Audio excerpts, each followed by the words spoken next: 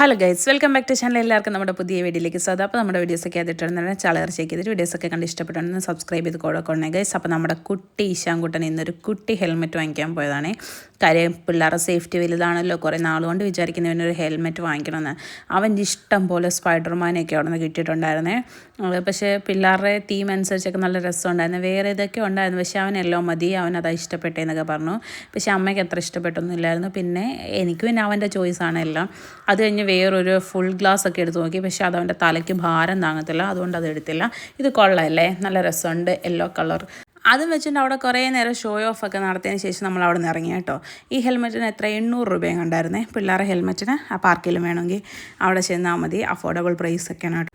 അവിടെ നമ്മൾ പോയത് ഒരു സ്ഥലത്തേക്കാണ്. അത് സർപ്രൈസാണ് ഗൈസ്. കുറച്ച് ദിവസത്തേക്കൊക്കെ നിങ്ങൾക്ക് ആ സർപ്രൈസ് പൊട്ടിക്കുന്നതായിരിക്കും. അവിടെ ചെന്ന് അവന് കുറേ കാൽക്കുലേറ്റർ കളിയൊക്കെ ഉണ്ടായിരുന്നു. അവിടെ നമ്മൾ പിന്നെ നേരെ ചായക്കടയിൽ പോയി കേട്ടോ. നമ്മൾ സ്ഥിരം പോകാറുള്ള നമ്മുടെ കായംകുളത്തെ ചായക്കട വിഷ്ണുവേട്ടനെ വിളിക്കാനും കൊണ്ടുവിടാനും ഒക്കെ പോകുമ്പോൾ ഞങ്ങൾ ഈ ചായക്കടയിൽ നിന്നാണ് കേട്ടോ സ്നാക്സും ചായയൊക്കെ കഴിക്കാറ്. അപ്പം ഞാനങ്ങനെ ചായ കുടിക്കുന്നൊരു വ്യക്തിയല്ല, പക്ഷേ ഇന്ന് എനിക്ക് ചായ വേണമായിരുന്നു. ചായയല്ല, ഞാൻ ബൂസ്റ്റാണോ ഹോർലിക്സാണോ എന്തോ ഒന്ന് കുടിച്ചായിരുന്നു കേട്ടോ. അവിടെ ഇങ്ങനെ ചൂടോടെ എല്ലാം ഉണ്ടാക്കിക്കൊണ്ടിരിക്കുകയാണ്. കാര്യം 3:30-4 മണി സമയമായതുകൊണ്ട് അവിടെ ചൂടോടെ എല്ലാം ഉണ്ടാക്കിക്കൊണ്ടിരിക്കുകയാണ്.